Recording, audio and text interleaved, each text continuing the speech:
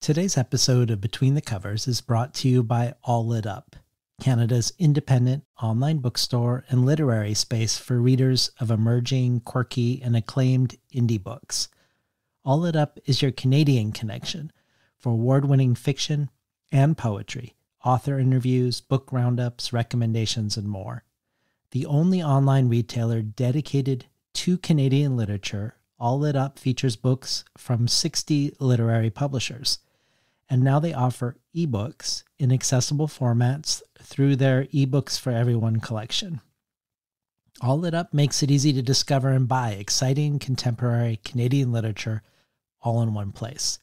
Check out All Lit Up at www.alllitup.ca. That's ALLLITUP.ca. U.S. readers can also shop All Lit Up close to home and save on shipping when they purchase books from its bookshop.org affiliate shop. Browse selected titles at bookshop.org/shop/allitup. Today's episode is also brought to you by Morgan Talty's much anticipated debut novel, Fire Exit, a powerful story of family, legacy, bloodlines, culture, and inheritance. Set on and across the river from Maine's Penobscot Reservation, Fire Exit reveals the secrets of Charles Lamisway, who for decades has watched another man raise his child. Called utterly consuming by Tommy Orange and frankly honest by Brandon Taylor, Fire Exit asks what, if anything, we owe one another. For, in the words of Karen Russell, forgiveness, Morgan shows us, is the work of a lifetime. Fire Exit is out on June 4th from Tin House and available for pre-order now. There are innumerable reasons why I'm excited about today's conversation with Amitav Ghosh. One is that he brings together two inquiries of thought that are long-standing interests on the show. Questions about the legacies of colonialism and extractive colonial economies, and decolonizing the way we tell historical narratives. And the other is the presence or banishment of the non-human other within narratives, questions of plant intelligence, and the ways plants are historical agents, actual actors within history, and how this is or isn't reflected in how we tell our stories. Sometimes today, we talk about how these forces relate to writing and the history of writing directly. But even when we are purely talking about history, for instance, the opium trade in India and China leading up to the first Opium War, keep in mind that the forces we are talking about, both the geopolitical forces and the relationship to the land that they reflect, and the mindset behind them, are the same forces that foster and shape the rise of realism within fiction, and set the parameters of what comes to be considered the modern literary novel.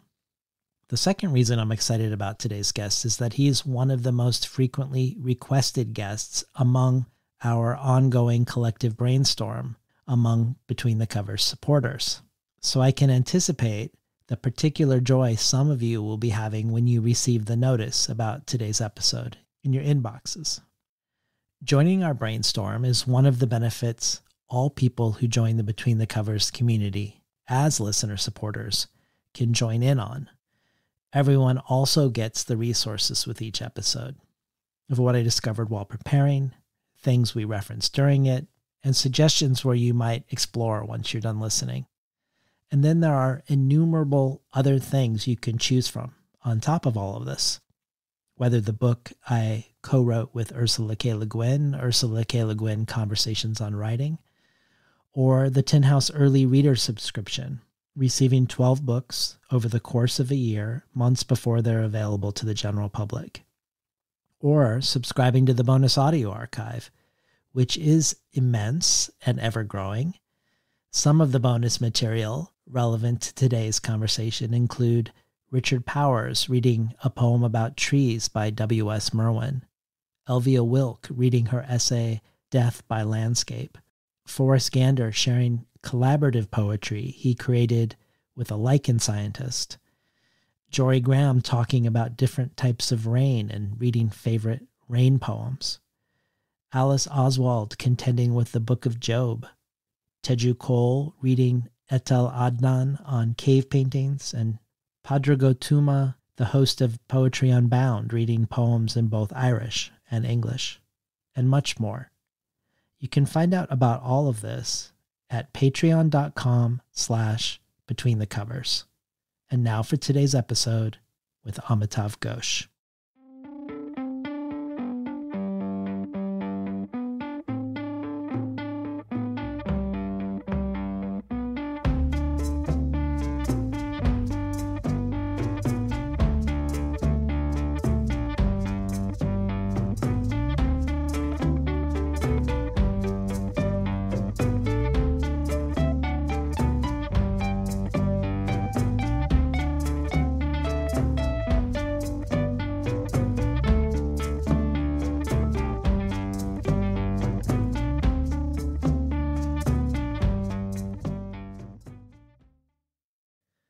Good morning and welcome to Between the Covers. I'm David Naiman, your host. Today's guest, Amitav Ghosh, is the author of many books of fiction and nonfiction engaging with global imperialism, the human impact on the non-human world, plant intelligence, and human storytelling and how these factors intersect and inform each other. Ghosh received a doctorate in social anthropology from Oxford, worked at the Indian Express newspaper in New Delhi, and in 1986 published his debut novel, The Circle of Reason, winner of the Prix Médicis Étrangers. His novel, The Calcutta Chromosome, won the 1997 Arthur C. Clarke Award for Best Science Fiction. The Glass Palace was awarded the Best Novel in the Eurasian section of the Commonwealth Writers' Prize, for which Ghosh removed it from final consideration, saying, quote, "So far as I can determine, The Glass Palace is eligible for the Commonwealth Prize, partly because it was written in English, and partly because I happen to belong to a region that was once conquered and ruled by Imperial Britain. Of the many reasons why a book's merits may be recognized, these seem to me to be the least persuasive. That the past engenders the present is of course undeniable. It is equally undeniable that the reasons why I write in English are ultimately rooted in my country's history. Yet the ways in which we remember the past are not determined solely by the brute facts of time. They are also open to choice, reflection, and judgment.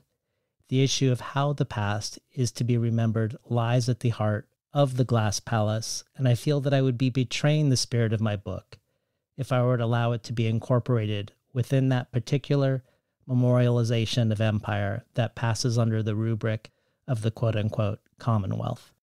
Ghosh, between 2004 and 2015, worked on the Ibis trilogy, 3 novels of post-colonial literature focusing on the trade of opium between India and China, leading up to the First Opium War. Sea of Poppies was shortlisted for the 2008 Man Booker Prize, and was co-winner with Margaret Atwood of the Dan David Prize. River of Smoke was shortlisted for the Man Asian Literary Prize, and The Flood of Fire was shortlisted for the Hindu Literary Prize.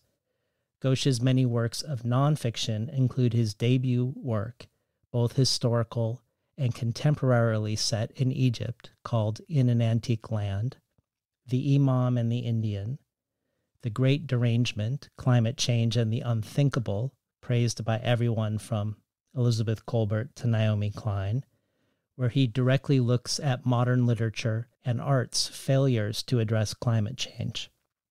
And The Nutmeg's Curse, Parables for a Planet in Crisis, of which Pankaj Mishra says, diagnosing our intricately interlinked political, economic, and environmental crises, The Nutmeg's Curse is a book like no other in its combination of moral passion, intellectual rigor, and literary elegance, and from its effortless synthesis of contemporary scholarship and indigenous knowledge systems emerges an irrefutable argument that we must rethink our fundamental assumptions about human history.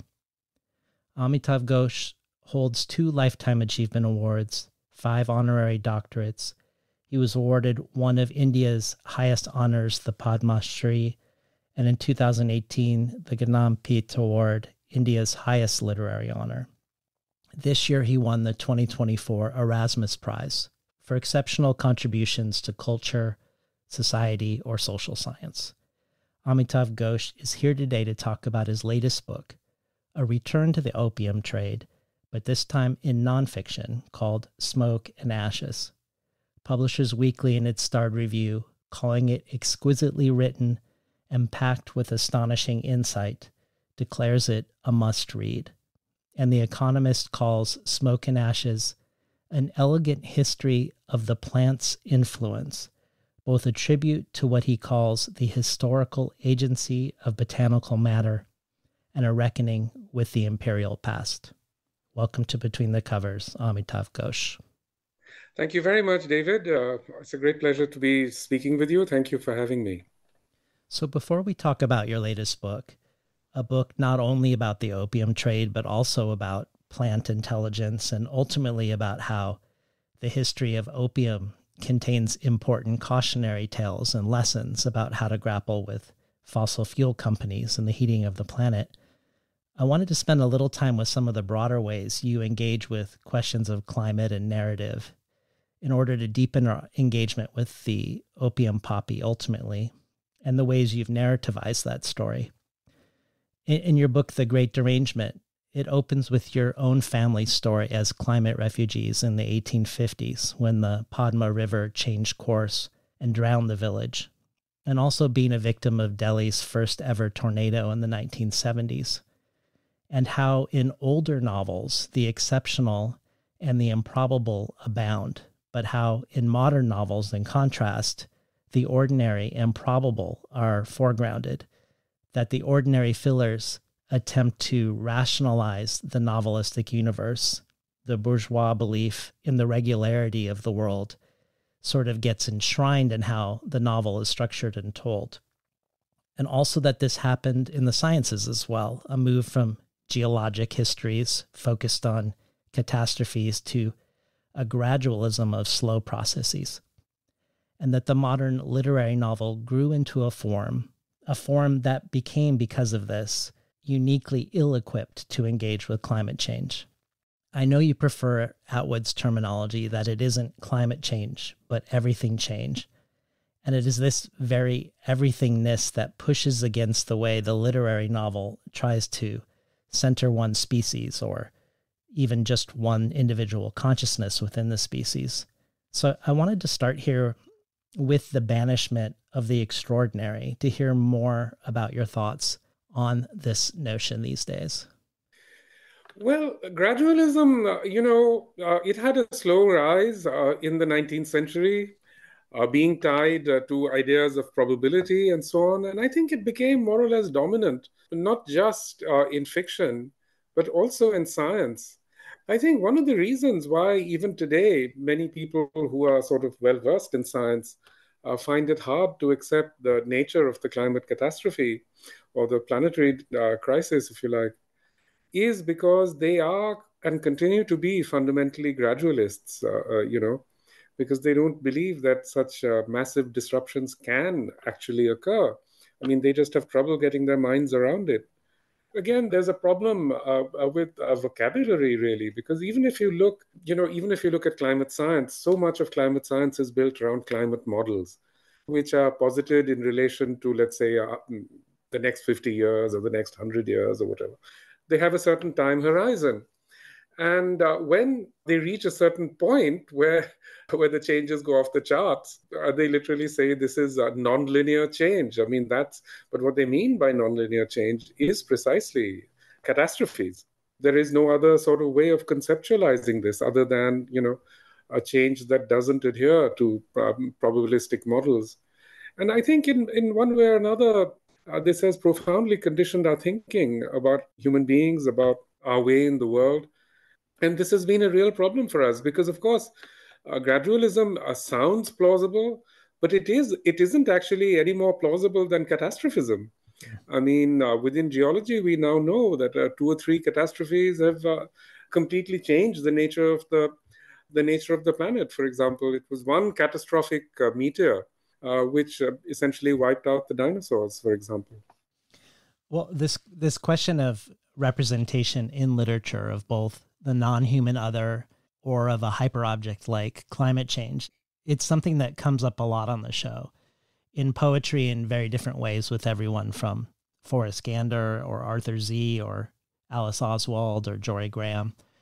And in prose with so many writers, whether Jeff Vandermeer, Richard Powers, Kim Stanley Robinson, or Adrienne Marie Brown, but probably no one more than Ursula K. Le Guin. And I wanted to quote some of her thoughts in relation to yours to hear what you think.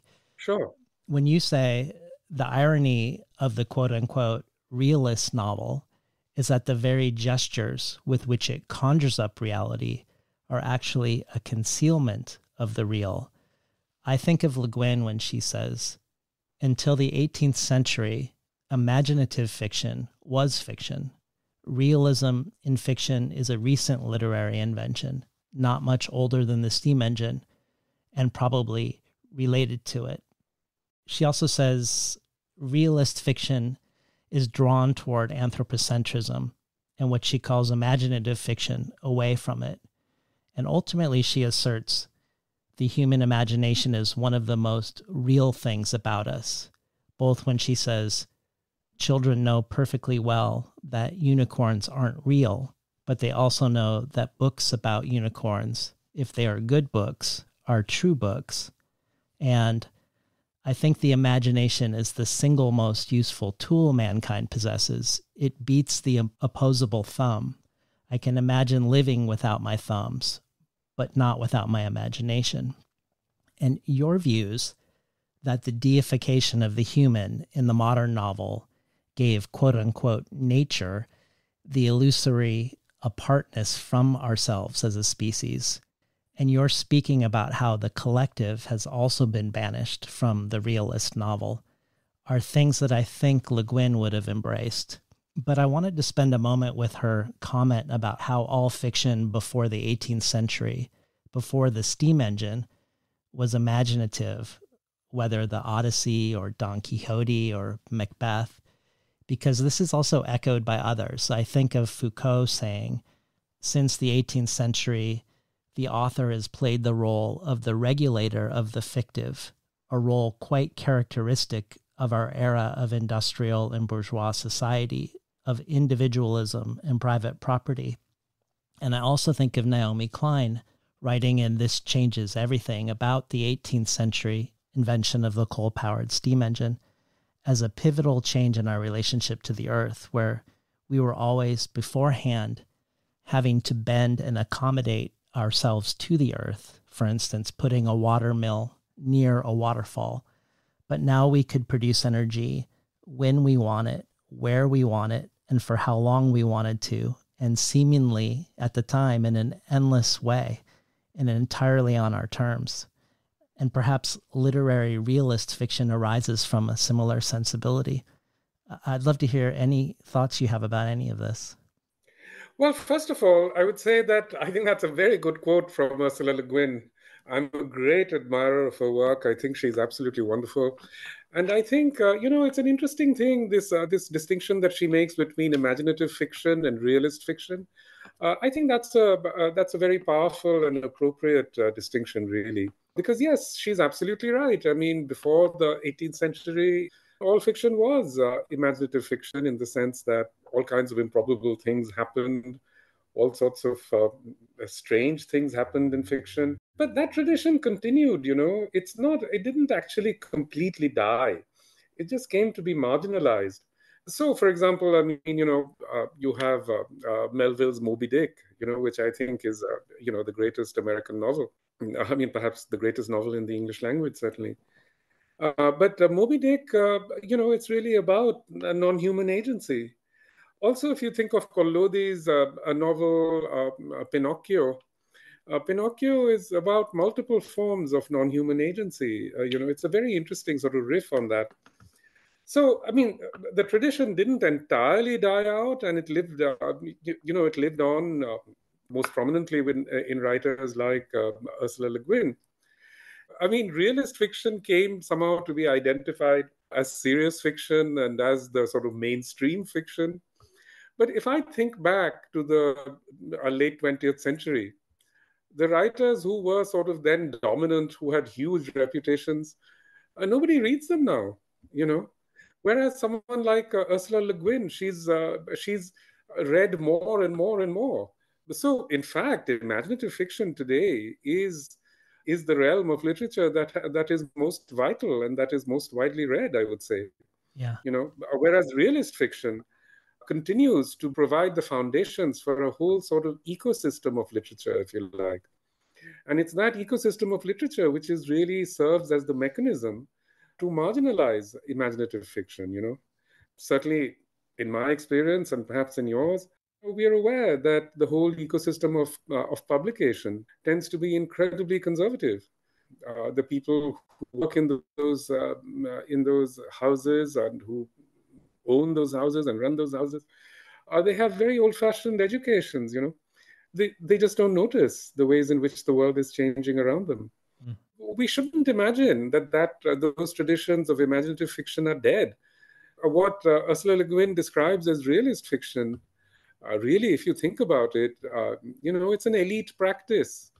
And the reason why it's so dominant or occupies so much of our attention, to the exclusion of these other forms of imaginative fiction, is simply just that. It's a kind of, it has a certain kind of elite power behind it. Well, we have a question for you from past Between the Covers guest, Naomi Klein. She was on the show twice in the last year for her book, Doppelganger, nearly 5 hours of conversation. Part 1 about the book as a whole, and part 2 dialing down on the elements that we're focusing on Israel, Palestine, on Zionism, on Holocaust memory, and also on Jewish activism and solidarity with Palestinians. But here's a question for you from Naomi about your work. Hi, Amitav. My question is about this book, but it's also about the arc of your writing since The Great Derangement. It feels to me like you've been on a twin mission, one involving a challenge to Western fiction to remember that we are earthly, remember that nature is also a character and a player in our worlds. And the other is perhaps a challenge to the nonfiction world, especially the Western climate movement, to remember that human-created systems, specifically empire, capitalism, militarism, are key players in the ecological crisis. So you're telling one group, remember the natural world, and the other group, remember the human world, but not essentializing it as all human. And so I'm wondering if that sounds right, and if it does, maybe to speak to how these twin challenges to the fiction world and nonfiction world relate to one another. Thanks. Well, thank you for that. Naomi is, of course, one of the most brilliant minds of our time. And everything she says is always incredibly perceptive. And here again, she's very, very perceptive. So yes, I think I would say those are the twin directions that I'm going in. Certainly trying to remind, I don't know if I would call it the Western world, it's just my world, that, you know, there are these other possibilities that are out there, which have been explored by writers of many different kinds.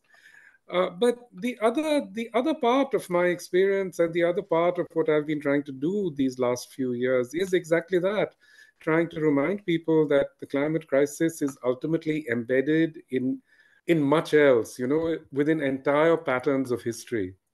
And I suppose that is where I depart from the standard readings of, you know, the planetary crisis, especially in the West. I think in the West, the planetary crisis has come to be thought of very much in relation to the future. You know, it's thought of as doing something to fix problems that might arise in the future. Whereas in many other parts of the world, especially in the global south, the planetary crisis is completely seen as being rooted in the past. And it's that task that really engages me more and more. Because certainly in my book, The Nutmeg's Curse, I've tried to present a case where we have to look at the climate crisis as fundamentally a geopolitical crisis. I mean, every day I open the newspapers and I think something I said is just being vindicated. I mean, we can see now, for example, that this planetary crisis is unfolding against the backdrop of the greatest geopolitical upheaval we've seen in 5 centuries. And that's what makes it so peculiarly destabilizing, because the West is not going to accept its preemption by, other powers, and it'll do literally everything possible to prevent it. What this means is that, in fact, despite paying lip service to climate change, really what's happening in the collective West and therefore elsewhere as well is a massive shift of economic priorities towards military spending. Now what's being spent on armaments and militaries is in multiples of what's being spent on climate change mitigation or adaptation. And I think until we address this fundamental problem, there's no way, we can even think about solutions. I mean, even speaking of solutions makes no sense. I mean, here we have a situation where Biden passes an IRA, which is apparently all about spending on climate. And at the same time, he raises tariffs on Chinese EVs, electric vehicles, which are like half the price of electric vehicles produced in the West, because they want to shut China out as an economic and geopolitical competitor. And that's the true disaster that we are facing. I mean, at the end of the day, as Heraclitus says, a war is the father of all things, and that's where we are.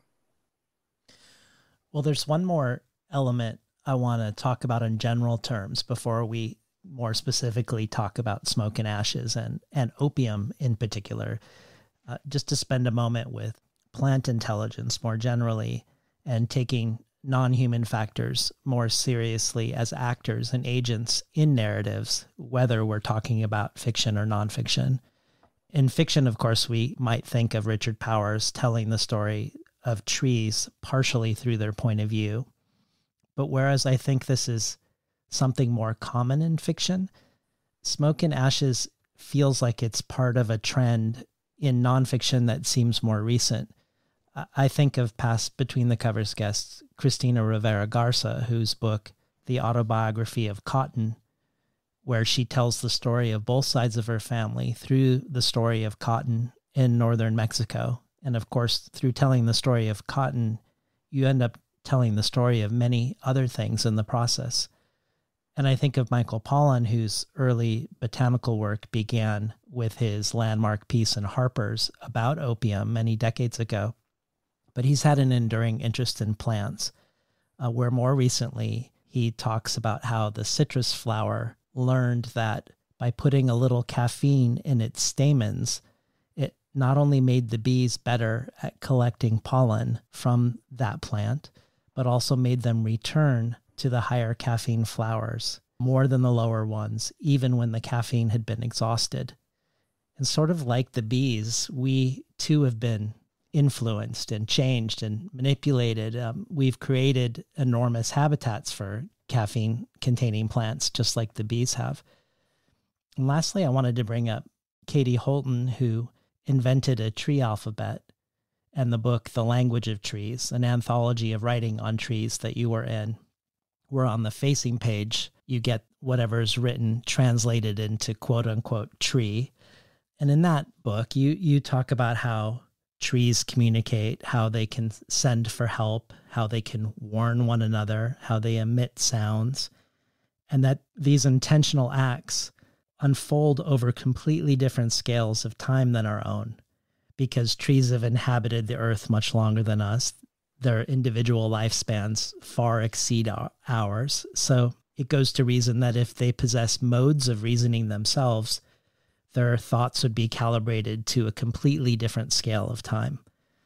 I'd love to hear more about what any of this sparks in you, and I'm also curious where you see your own work going in this regard in the future.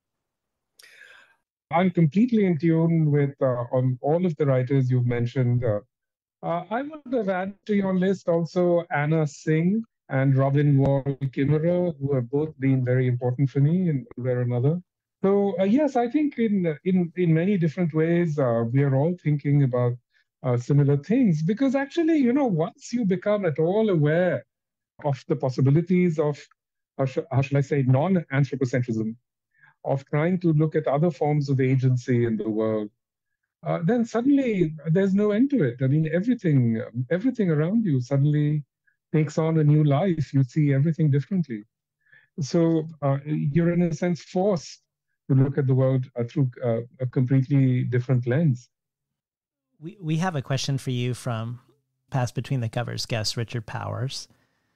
There are 2 episodes in the archives with him. They were both recorded on the same day about the Overstory, one in the radio studio and one a live ticketed event that night, which I think are both great compliments to each other, but also touch on many of the themes today. So if people are looking for other places to go after this conversation, those 2 might be good places to go. Here's a question for you from Richard. Amitav Ghosh, it's a pleasure to be able to talk to you, if only in this one-sided and asynchronous way. I am a great admirer of how you show the interdependence of the human and the non-human, and I really love how you've explored the tremendous agency of plants across many timescales.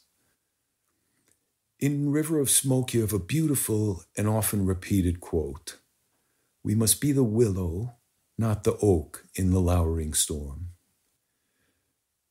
This strikes me as great advice, both for individuals and for cultures, but I'm wondering if you might be open to the idea that in our coming storm, a mangrove might also be the thing to emulate.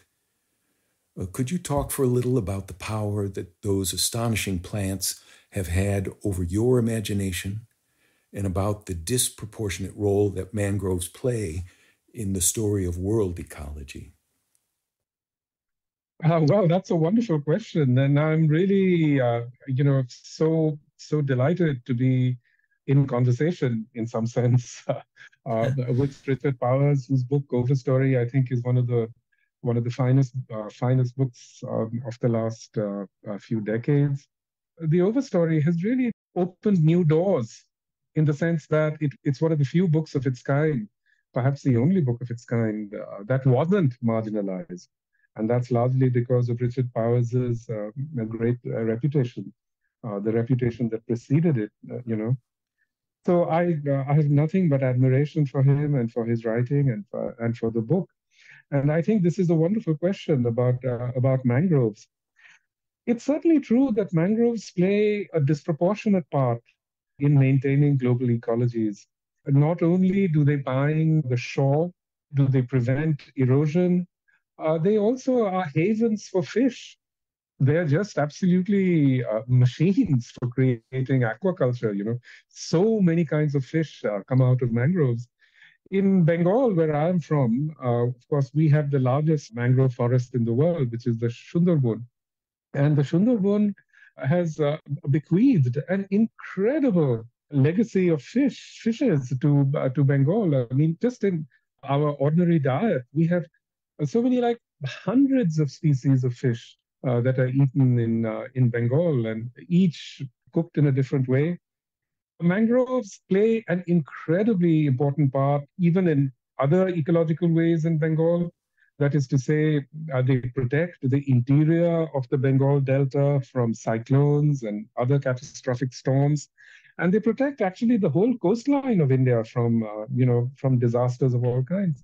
But here again is the real tragedy. In India, mangroves are being cut down at an accelerating rate. People are building all kinds of structures on the ocean. For a long time in India, we had environmental regulations that prevented anyone from building anything very close to the sea. But all of these have been overturned now, and they've been overturned essentially because of a kind of mimicry of the West. I mean, Indians who before understood perfectly well that the sea is not always your friend have now suddenly become converted to a certain kind of beach culture. And this beach culture generates enormous revenues now. I mean, there's been a whole sort of upending of a whole cultural imaginary around mangroves and around the sea. And this is, in the long run, going to be catastrophic. But this is not just in Bengal, it's all around the world. You know, one of the saddest things I've ever seen is I went on a sailing trip in one of the remotest parts of the Indian Ocean, remote in the sense that not many outsiders go there. This is off the Tenasserim coast. There's a really vast archipelago there. You know, the Tenasserim is the part of Burma which borders the southern part of Burma, which borders the northern part of Thailand. So that's where Thailand and Burma meet. And there's this incredible archipelago of small islands, just dotted across this part of the ocean.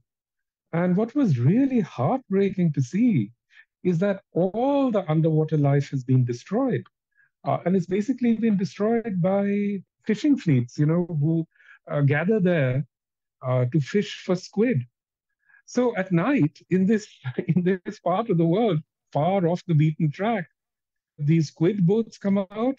They turn on these incredibly powerful lights. These lights can be seen from outer space. There are pictures of them. And these lights draw up the squid, and they're trailing their anchors. So the anchors are ripping up the coral beds, and they're killing the mangroves. Actually, a couple of the islands are still relatively untouched. So I saw mangroves there that were over 100 feet tall, which is not something you normally see. But it's a part of the ongoing ecological catastrophe that the whole planet is going through.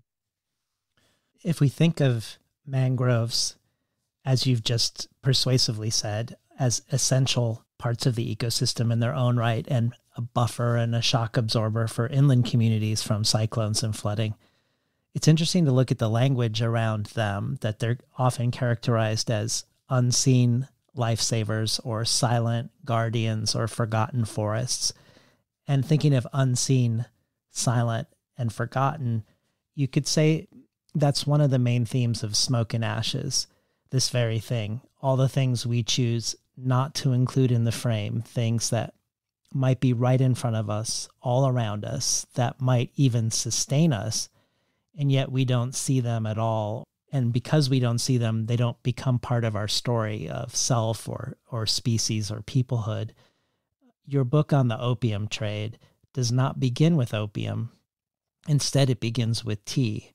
And it begins with a meditation also on the simultaneous ever-presence and complete absence of China in your life. That despite growing up in a part of India that borders China and in a city with a sizable Chinese community, China for most of your life you describe as a uniform blankness.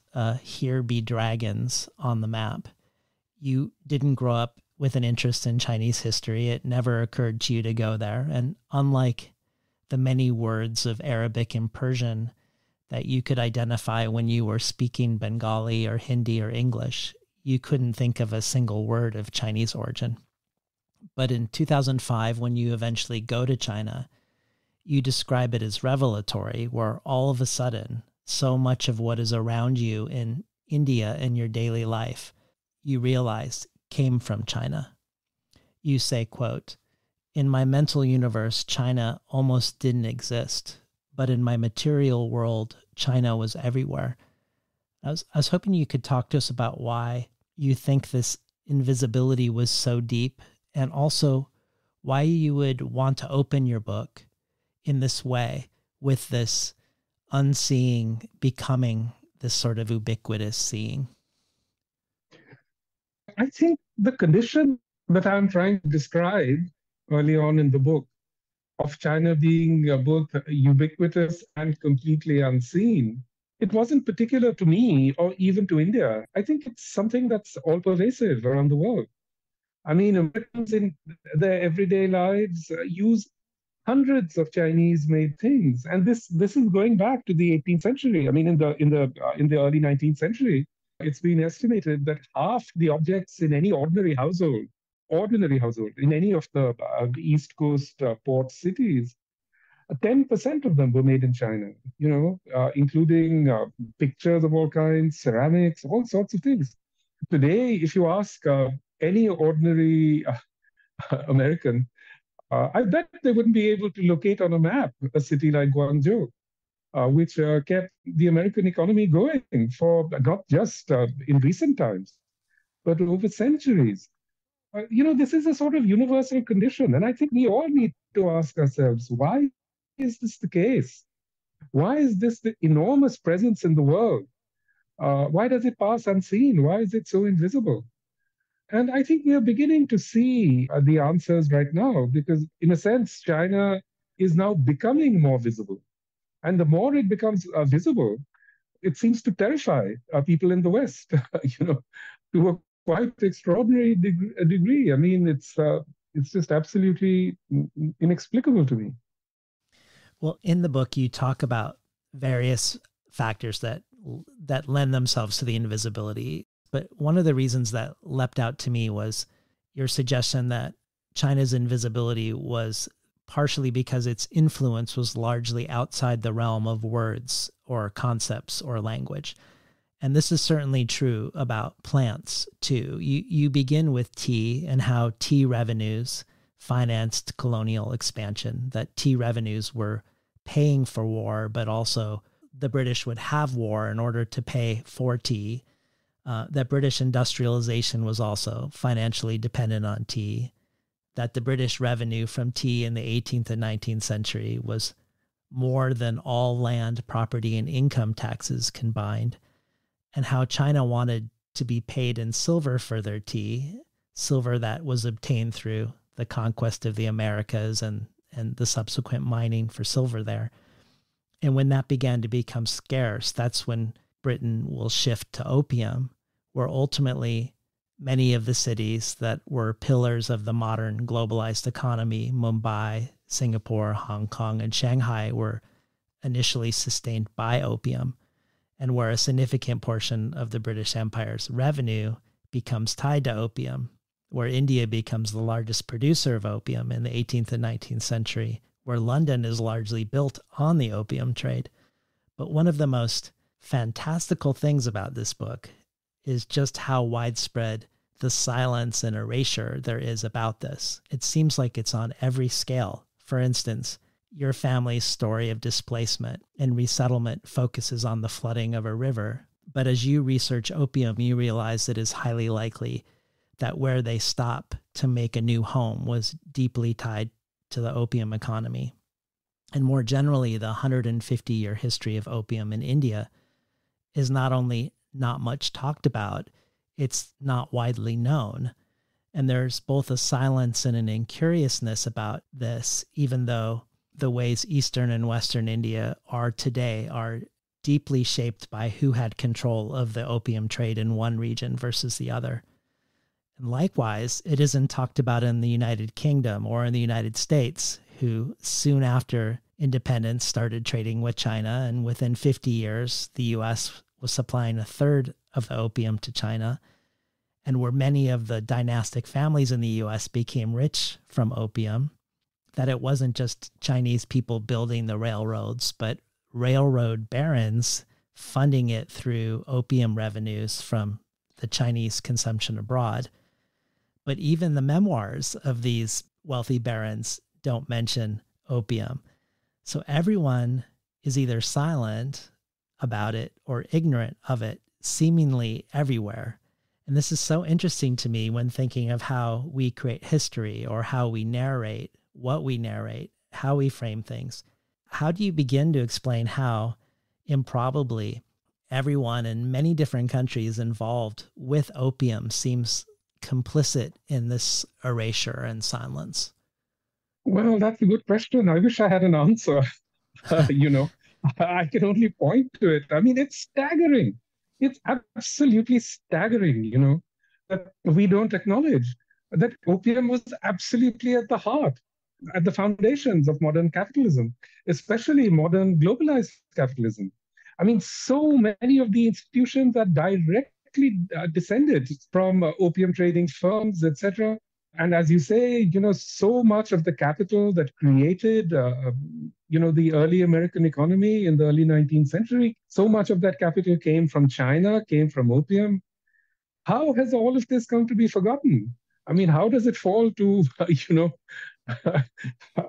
a novelist to try and put all that stuff together?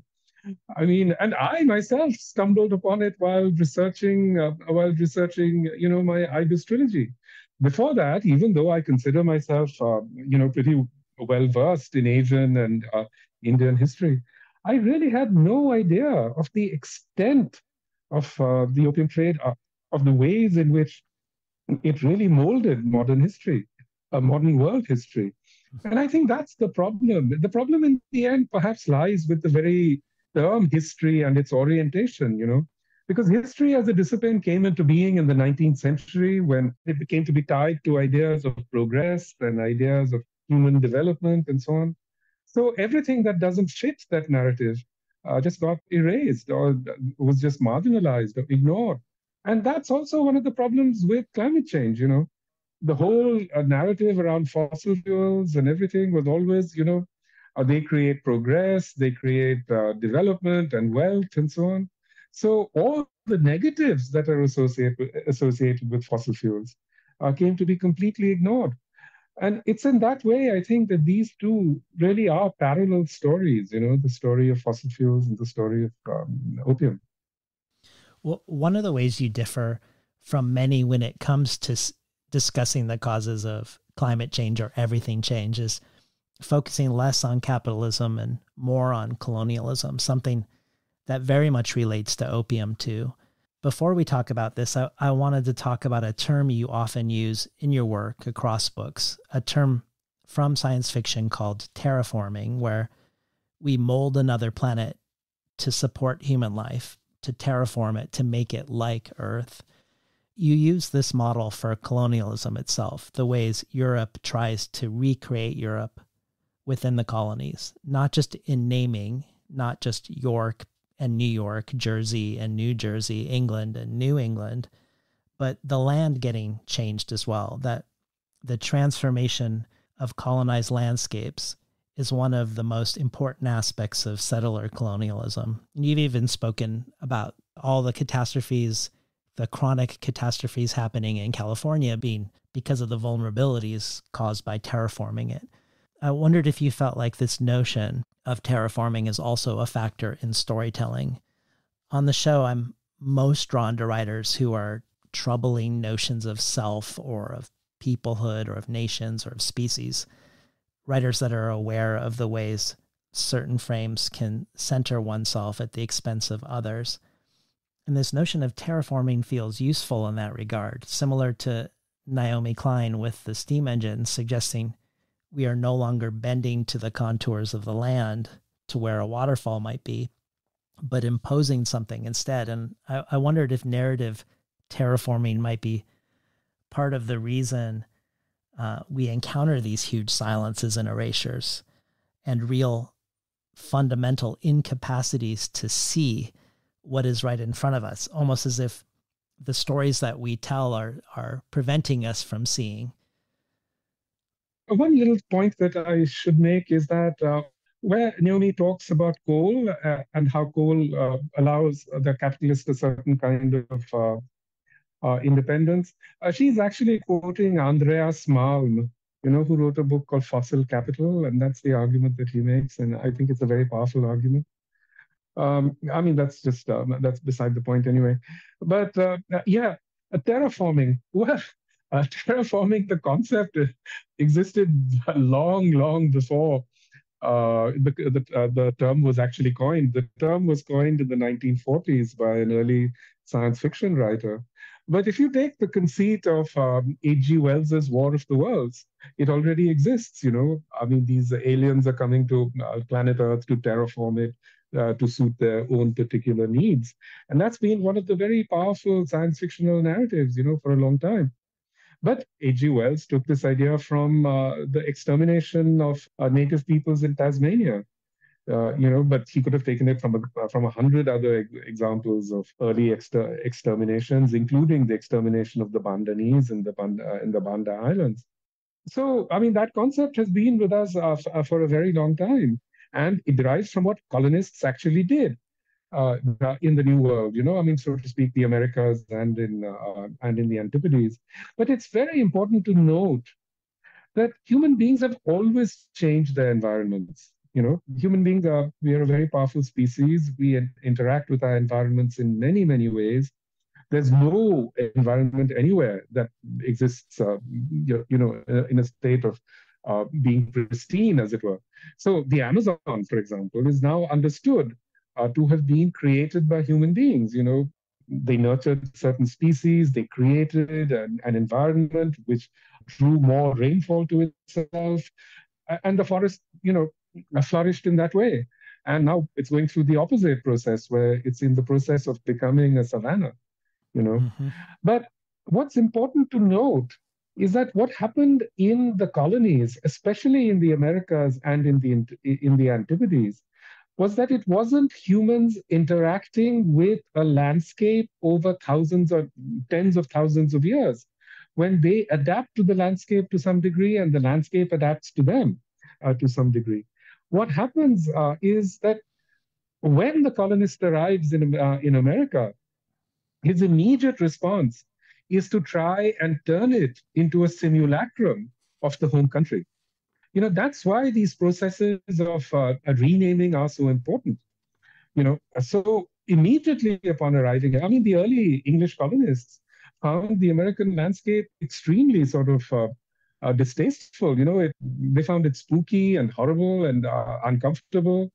And actually, if you take a train down the East Coast, you see why. Because it was mainly wetlands. There were so many swamps, and especially the English hated wetlands. They hated swamps. They loved to drain things like the Dutch did.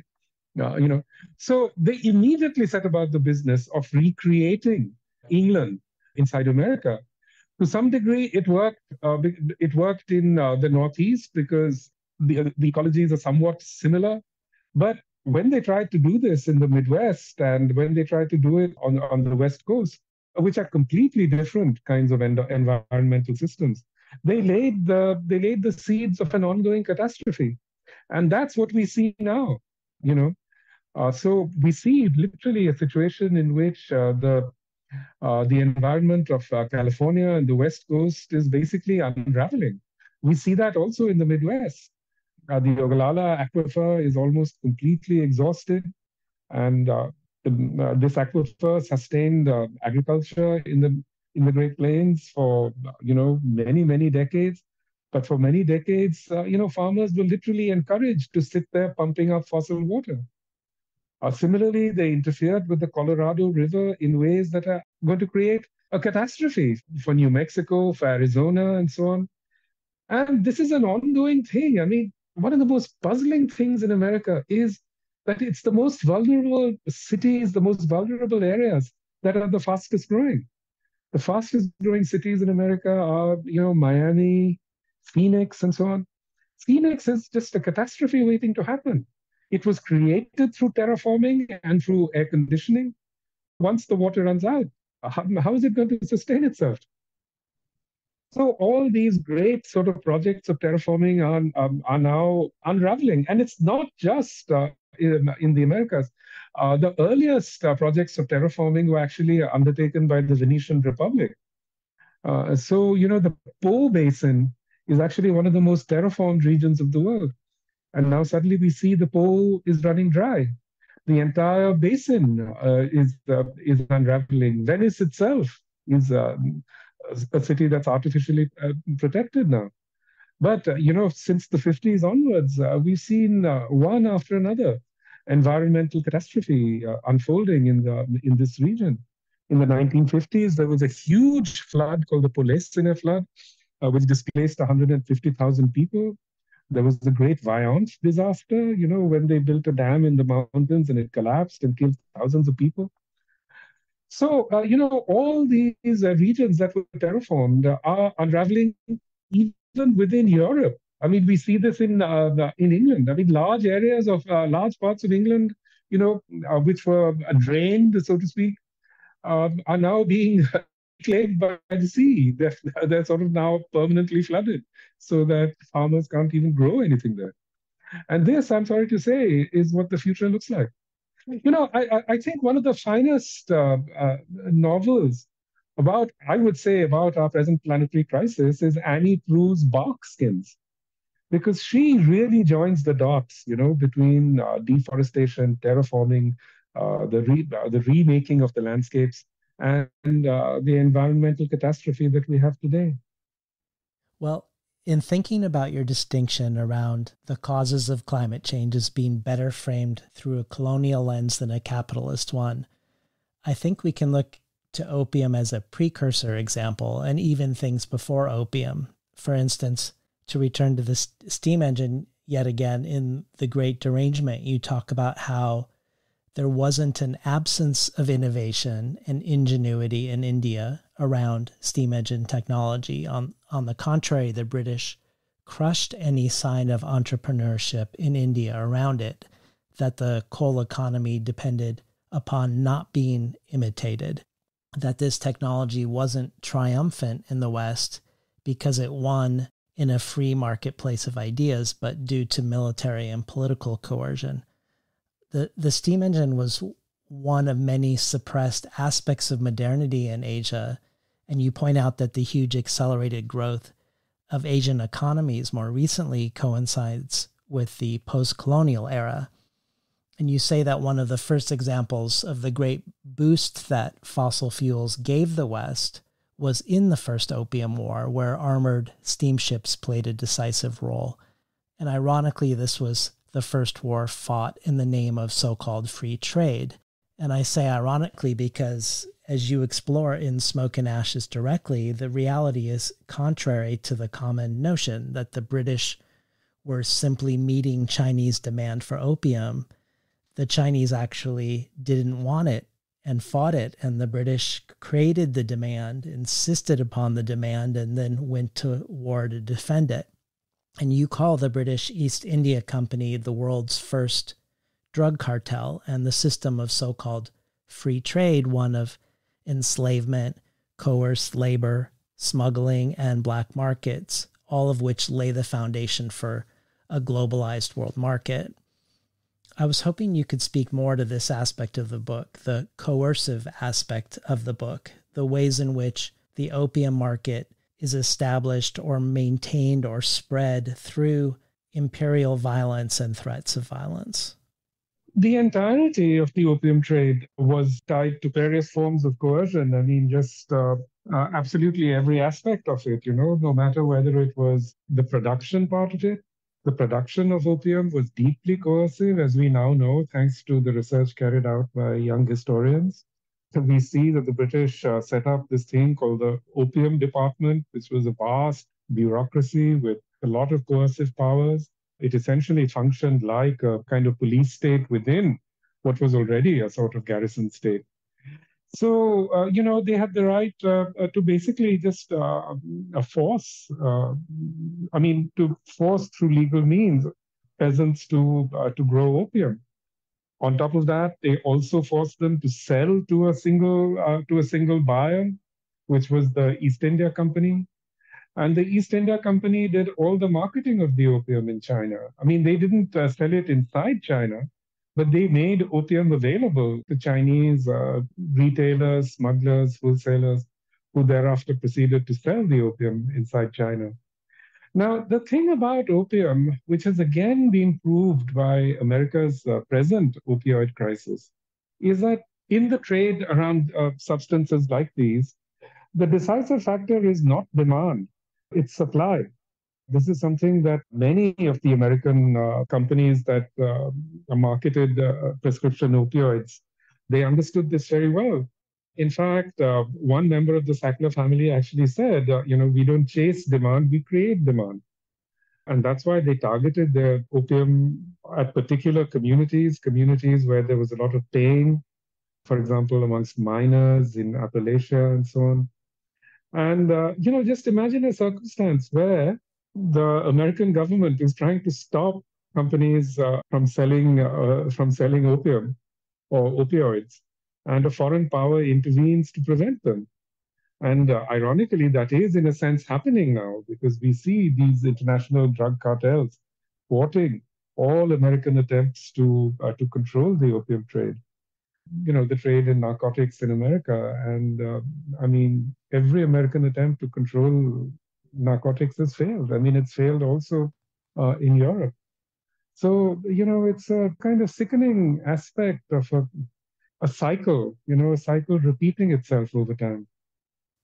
Well, there's so many ways that opium is forced on the global south in your book, not only on China, but on Indian farmers who didn't want to grow poppies, but were forced to under threat of violence and eviction, and even had to grow flowers through several famines. Yeah.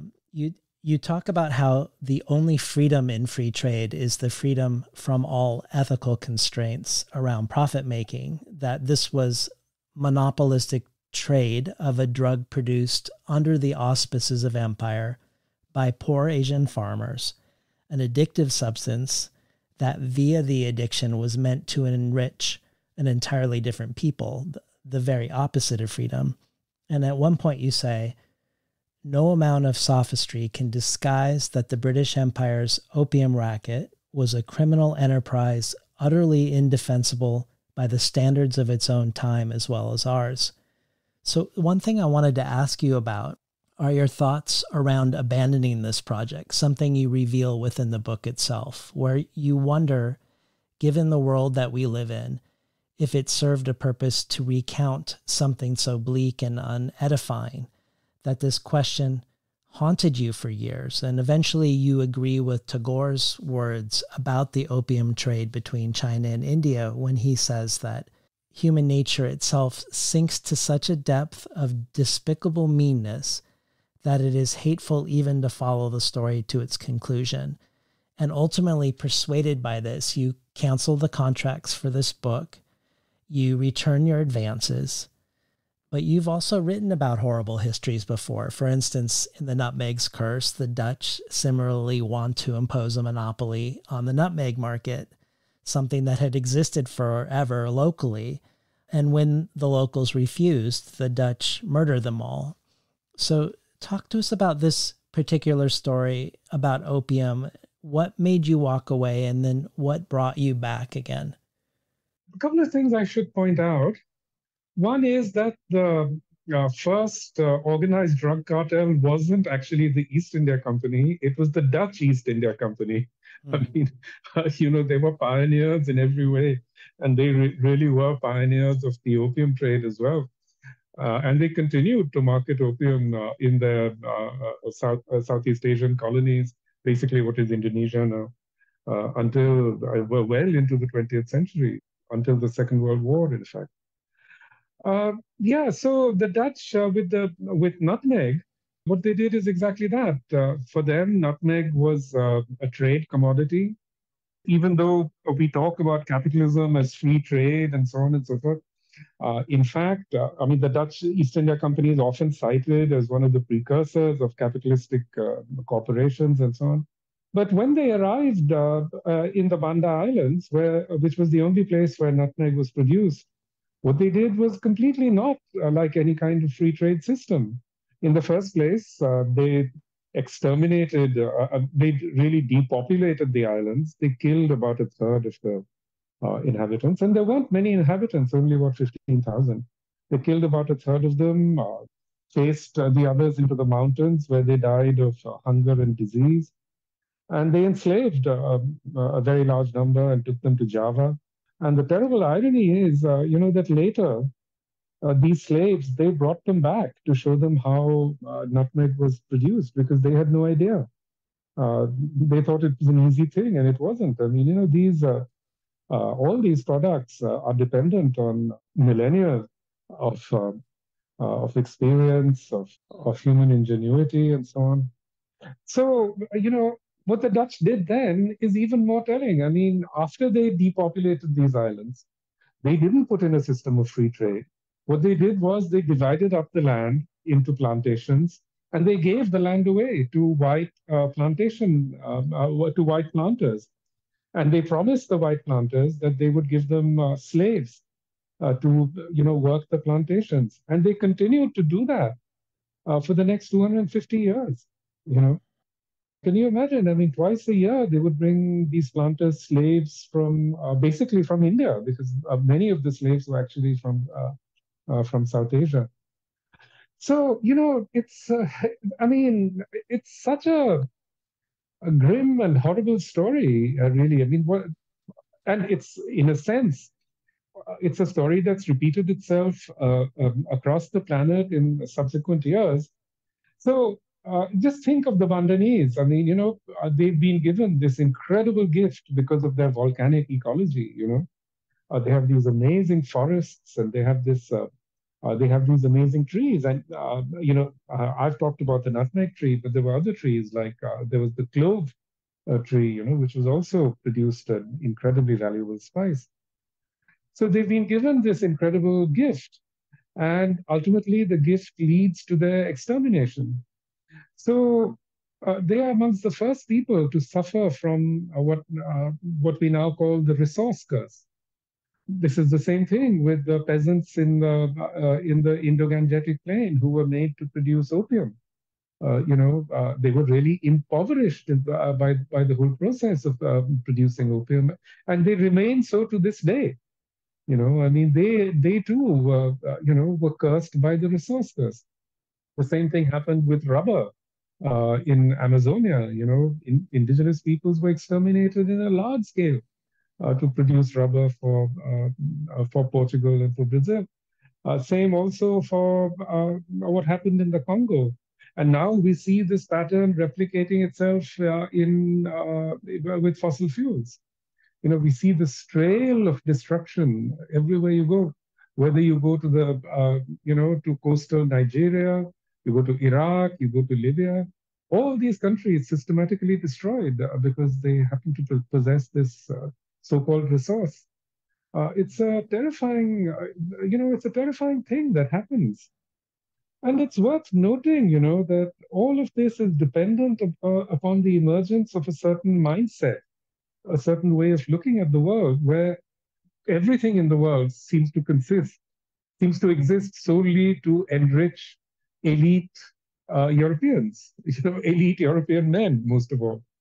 And I think that that whole state of mind is brought into being by the European colonization of the Americas. It's then that this extraordinary sort of mindset comes into being. You have to remember that the Banda Islands were one pole of the Dutch Empire, but the other pole of the Dutch Empire was New England. It was New Amsterdam. What the Dutch were doing in the Americas, what the Dutch saw being done in the Americas by their frenemies, the English, the sorts of exterminations that they saw there. I mean, that's why this whole project becomes thinkable. That you go there and you just kill everyone. Well, one of the reasons you say many avoid this history is because it's hard to narrate a story where a botanical entity is both instrument and protagonist. And in light of that, I'd love to spend a moment with your thoughts on the particular personality or intelligence of opium. You quote the U.S. diplomat and historian William B. McAllister, who said, "It is perhaps appropriate to interpret opium as an actor in its own right, rather than simply an inert substance. Opium might be seen over the last 3 or 4 centuries as a sort of independent biological imperial agent." And you yourself say at one point in the book, quote, "It is almost as if the elders of the plant kingdom, having concluded that Homo sapiens were too dangerous an animal to be allowed to survive, had given humankind a gift that they knew would be used by the most ruthless and powerful of the species to build economic systems that would slowly, inexorably bring about the end of their civilizations." And also, quote, "The brute fact is that it was a flower that defeated the mightiest military power in human history. The opium poppy may be humble in appearance, but it is one of the most powerful beings that humans have encountered in their time on Earth. To be sure, tea, sugarcane, tobacco, rubber, cotton, Yersinia pestis, and many other plants and pathogens have played major roles in human history, some of them over several centuries, but today they are all much diminished in their influence, while the opium poppy is mightier than ever, which is true. As you've mentioned, the U.S. opioid epidemic can attest to this, and Purdue Pharma had 8 times the lobbying money as the gun lobby, and where more opium is being grown on the planet today than ever. So talk to us a little bit about the opium poppy as a personality, or as an intelligence, or as an agent of history. That's the complicated thing, with botanical entities. Obviously, when we think about intelligence in a botanical entity, we don't really have, any vocabulary to talk about these things. Mind you, many cultures do have a vocabulary for the intelligence of non-human agencies, but English doesn't. And we are at a loss when we come to discussing these things. But what is clear, certainly, is that botanical entities are able to act in history. Anat Singh showed this very clearly in relation to forests, that forests do seem to act agentively in some sense. Certainly, if you look at the history of opium, just like that American diplomat, I mean, it's impossible to escape the sort of distinctly sort of creepy feeling that these flowers have figured out something about us and that they're acting in certain ways. Of course, you can't say that for any single flower, but together as a collectivity, they do seem to be acting. Because I think the clearest example of this really is the way that they create recurrent patterns.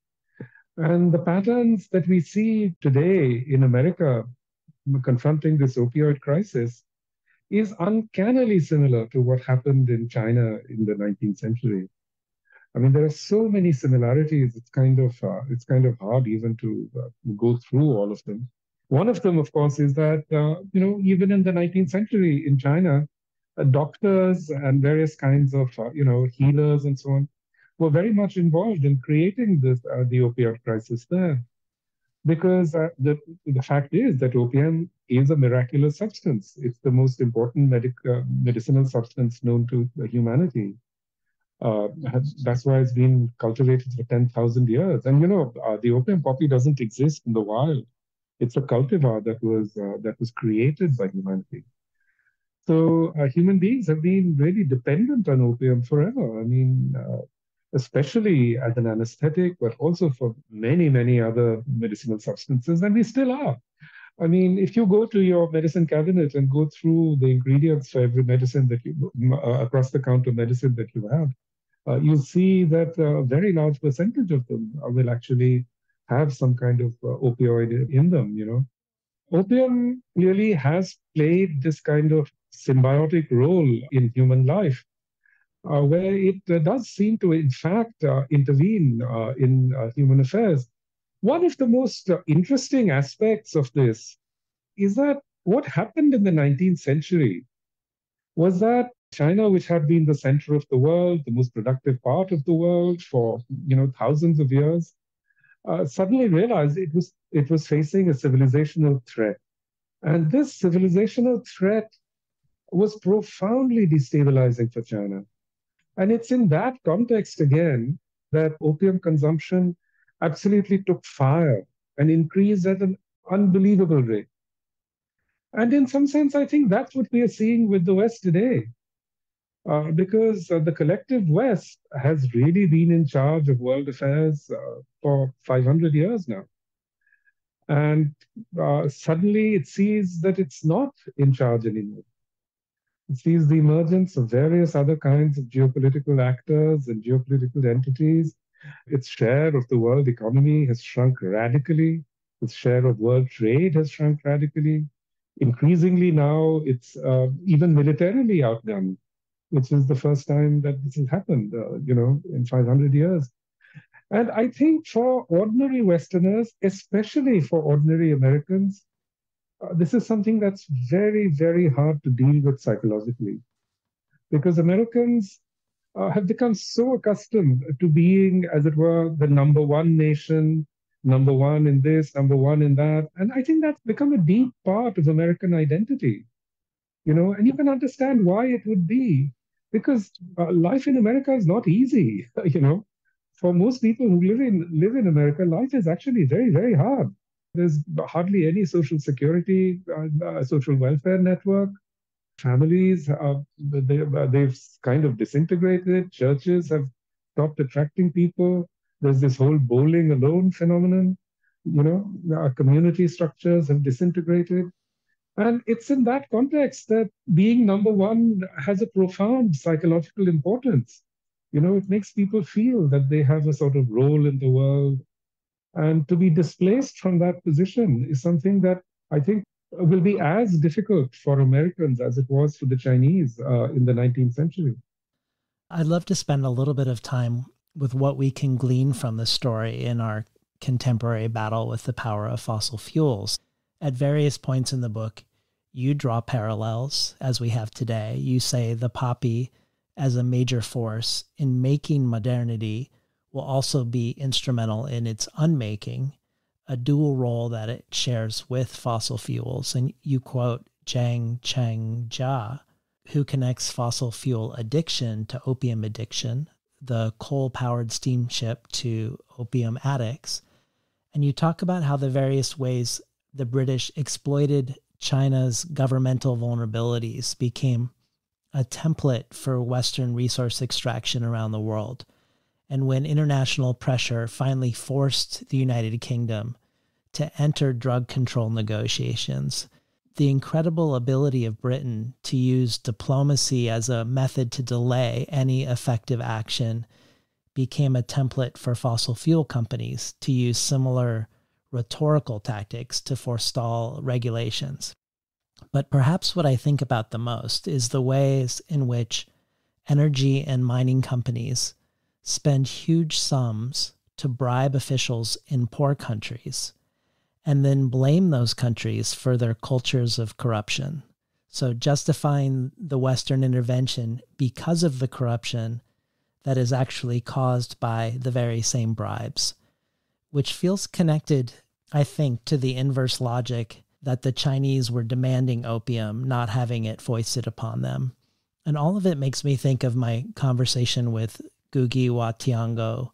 He talks about how Africa is larger than China, India, the United States, and all of Europe combined.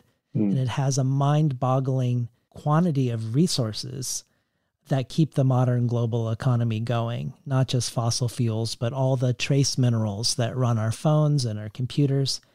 And yet none of it enriches Africans themselves, except these corrupt elites that have been bribed into these arrangements with extractive Western nations.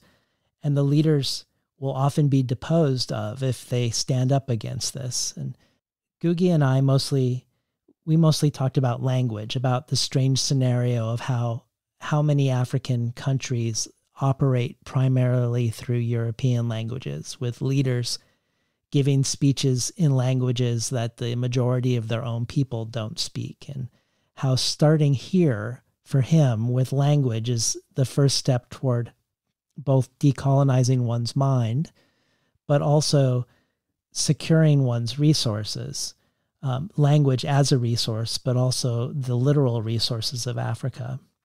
And this very much feels at the heart of your book, where perhaps like the steam engine, where Britain needed Asia not to have the technology, the global South is kept from political arrangements where they could secure their own resources on their own terms. And yet the West will point at these countries as not only corrupt, but undemocratic while maintaining them as such. And this isn't really a question, but I was wondering if it might provoke some thoughts for you with regards to fossil fuels and our fight against them. The first question there, the first issue that arises there is, what do we consider corrupt? Presumably, corruption is defined in relation to the public good. Where the public good is neglected, there we have corruption. Where the public good is neglected in order to create profits for individuals or companies, there we have corruption. Now, in the United States, we dealt with this very, very efficiently by denying that there is any such thing as a public good. And that's also true of the UK, Australia, the entire Anglosphere. So essentially, corruption has been defined out of existence. But anyone coming down from Mars who looks at the US political system, I think they would say it's much more corrupt than anything in Africa or India or anywhere. I mean, consider, as you just said, Purdue Pharma was spending 8 times more than the gun lobby on lobbying politicians. And what does lobbying politicians mean? It just means giving them more money, just buying them off. And that's just one lobby. The American political system is in the grip of 100 lobbies, and we see increasingly, this is true in India, it's true in the United States. People go into politics in order to enrich themselves, and they become phenomenally wealthy. You look at the number of US politicians whose gambles on the stock market play off to a phenomenal degree. How? If you think of Britain, it's basically the world's center of money laundering. Everyone knows this, So who is corrupt? Yeah. This is in effect the system that capitalism has created, a system of institutionalized corruption. And this is exactly what the Chinese were trying to tell the British, that don't you realize that this is what you're doing? You're creating this system where people do not act in the public good, in the public interest. They act in order to enrich themselves. And someday this is going to come back to haunt you. And that is exactly what we see. Today, America can't even produce the armaments that it needs because it's basically the military-industrial complex is completely privatized. But they see no reason for long-term investments in certain kinds of armaments. So, if we are going to talk about corruption, that's the first point that I would make, which is that the mother of all corruption is in the Anglosphere, Secondly, the point about Africa, basically, Europe never had many resources. That's why the Americas were so important to them, especially the United States, where it once had lots of resources, but these resources are running out. So they need resources from other parts of the world, and there's a huge scramble on now to control these resources. But there again, we see an enormous geopolitical shift. France was able to extract uranium from Niger for almost nothing, for decades, certainly. And now we see that Niger is no longer willing to put up with it. And they have a very powerful help from Russia. So I think we are seeing, so this is a part of the geopolitical shift that we're seeing. China is able to create different patterns of development in Africa. Russia is able to provide a certain kind of muscle in Africa. So, the West doesn't have it in its own way anymore. And this is one of the reasons why its behavior in the world is increasingly erratic and inexplicable. Well, as we approach the end together, I wanted to touch upon where you leave us at the end of Smoke and Ashes, which I really love. Oh, thank you. In a podcast you were on called Living Planet, you talked about climate change and how you were against the Western framing of hope versus despair. That for you, it is our duty to confront it regardless of hope or despair. And I don't think you provide much hope at the end of Smoke and Ashes, but you do provide a map for how to confront our duty, I think. You talk about the multi-ethnic and transnational efforts that successfully stopped the colonial opium trade as a useful model for the only way to possibly stop fossil fuel companies. But if we look at your work across books, I don't think this sensibility, this solidarity across nation and across ethnicity is only geopolitical. It feels like it points to something existential for you as well, something perhaps about the mystery of self. This feels central to how I feel about my own show, that it isn't just an encounter between me and another, but that somehow the self is created through the encounter with otherness, that through all of these encounters with people who aren't me, I become different. And over time, that difference isn't only incremental, but potentially transformative. And I think about when you finally saw all the things that you thought were quintessentially Indian, chai, Bollywood, cricket, certain distinctive Indian clothes, and then learned that they came from China or from Parsi culture or elsewhere, or in reverse, how we always associate cosmopolitanism as a Western trait or quality. And in this book, your meditations on how perhaps Guangzhou and in China, where Westerners and Indians and Chinese met and lived in a less hierarchical way, that perhaps this was the real model for it. And now that we're living at a time with rising white supremacy in the US, Jewish supremacy in Palestine, Hindu supremacy in India, not just building bridges transnationally, but troubling what makes a nation or a people at all feels like a really crucial task. But you take this further, I think, where in Nutmeg's Curse, you question the very notion of a single species, noting that most of our cells are the cells of other creatures, that we are an assemblage of life forms living together. And where you say, it is known that microorganisms influence moods, emotions, and the human ability to reason. So if it is true that the human ability to speak and think can only be actualized in the presence of other species, can it really be said that these faculties belong exclusively to humans?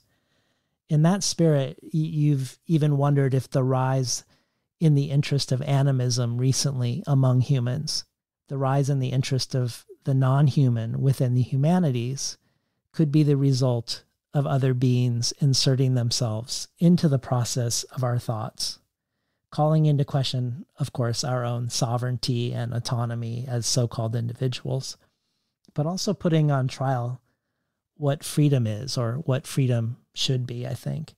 And I wondered if you had any final thoughts on imagining in that spirit next steps forward in this light. Look, I have to say that about the general state of the world, I don't like to pronounce on it because we can all see that it's heading in a very dark direction. I think that's pretty much self-evident now. While you're right to say that there have been a lot of human encounters that have changed us and that we have learned from, we have to remember that we are living through a time of increasing xenophobia, where otherness itself has come to be extremely stigmatized. I mean, if I look at the American discourse on China, I mean, it's almost incomprehensible. I mean, it's so filled with misunderstandings, misconceptions. I mean, it just makes you wonder, what are they talking about? But that's what happens when people become afraid, afraid of losing positions of dominance and so on. We are in a world in a grip of a kind of panic, a panic that arises from seeing certain patterns of power and dominance becoming seriously unstuck. And people just don't know how to deal with that. They just don't know how to contend with these new things. So that's a moment of incredible instability. But that's, how shall I say, the big picture. But for me, what I contend with day to day at my desk is the very much smaller picture of what does all of this mean for me in relation to my work. And there, the answer is quite simple and straightforward. I mean, I feel that what we as writers have to do is to go back to, what you called, quoting Ursula Le Guin, to imaginative writing. How do we go back to giving a voice to non-humans, non-humans of various different kinds? To me, that is the fundamental challenge that we confront in today's world as writers. I think that is the fundamental literary challenge of our time. And, Richard Powers did that magnificently. There are other writers who are contending with that now. So I think I take all of that as a big positive. Well, as a last question, after these decades working on opium in both fiction and nonfiction, what desire has that created in you regarding future projects, ways you might work going forward, or topics you might now pivot towards? Well, one thing I know for sure is that it won't be opium. I didn't think so. I'm done with opium. No. No, I've got a lot of stuff going on in my head, but mainly now I'm done with nonfiction. I just want to be writing fiction, which is what I always did, and that's my first interest. Well, thank you for being on the show today, Amitav. Thank you very much, David. It was a pleasure to speak to you. Thank you for having me. We are talking today with Amitav Ghosh, the author most recently of Smoke and Ashes. You've been listening to Between the Covers. I'm David Naiman, your host.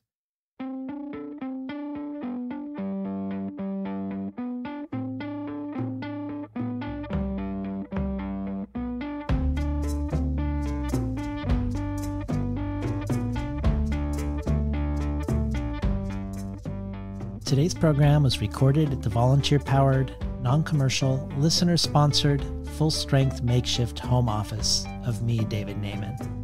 You can find more of Amitav Ghosh's work at amitavghosh.com. If you enjoyed today's conversation, consider joining the Between the Covers community as a listener supporter. Every supporter can join our brainstorm of future guests, and every listener supporter receives the supplementary resources with each conversation of things I discovered while preparing, things referenced during the conversation, and places to explore once you're done listening. Additionally, there are a variety of other potential gifts and rewards, including the bonus audio archive, the Tin House early readership subscription, getting 12 books over the course of a year, months before they're available to the general public, to a bundle of books selected by me and sent to you. You can find out more at patreon.com/betweenthecovers. Or if you prefer a one-time donation, you can do so by PayPal at tinhouse.com/support. I'd like to thank the Tin House team, Elizabeth DeMeo and Elisa Ogie in the book division, Beth Steidel in the art department, Becky Kramer in publicity, and Lance Cleland, the director of the summer and winter Tin House Writers Workshops. Finally, I'd like to thank past Between the Covers guest, poet, musician, composer, performer, and more, Alicia Jo Rabins, for making the intro and outro for the show. You can find out more about her work, her writing, music, teaching, her film, at aliciajo.com, ALICIAJO.com.